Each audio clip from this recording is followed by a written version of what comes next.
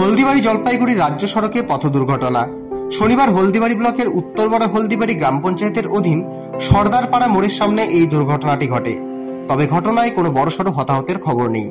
স্থানীয় সূত্রে খবর, দুজন আরোহী সহ একটি বাইক অতিরিক্ত গতিতে হলদিবাড়ি থেকে জলপাইগুড়ির দিকে যাচ্ছিল। সর্দারপাড়া মোড়ের সামনে হঠাৎ এক সাইকেল আরোহীকে সামনে দেখতে পেয়ে বাইক চালক নিয়ন্ত্রণ হারিয়ে ফেলে। সাইকেল আরোহীকে বাঁচাতে গিয়ে বাইকটি ছিটকে গিয়ে প্রধান সড়কের পাশে পড়ে যায় এবং বাইকে থাকা দুই যুবক গুরুতর আহত হওয়া থেকে অল্পের জন্য রক্ষা পান। অন্যদিকে সাইকেল আরোহী অক্ষত থাকলেও সাইকেলটি ভেঙে যায়। দুর্ঘটনার পরেই এলাকার স্থানীয় লোকজন বাইকের আরোহী যুবক দুজনকে আটক করে। খবর পেয়েই দ্রুত ঘটনাস্থলে পৌঁছায় হলদিবাড়ি থানার পুলিশ। পুলিশ এরপর দুই যুবক ও দুর্ঘটনাগ্রস্ত বাইকটিকে উদ্ধার করে হলদিবাড়ি থানায় নিয়ে যায়। অতিরিক্ত গতির কারণেই এই দুর্ঘটনা বলে স্থানীয়দের ধারণা।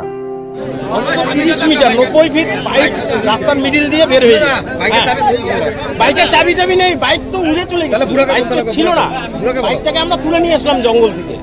আর ছেলে দুটার কিছু হয়নি, তোমরা নিয়ে গেলে খুব ভালো হয়েছে। বাইকটা নিয়ে হ্যাঁ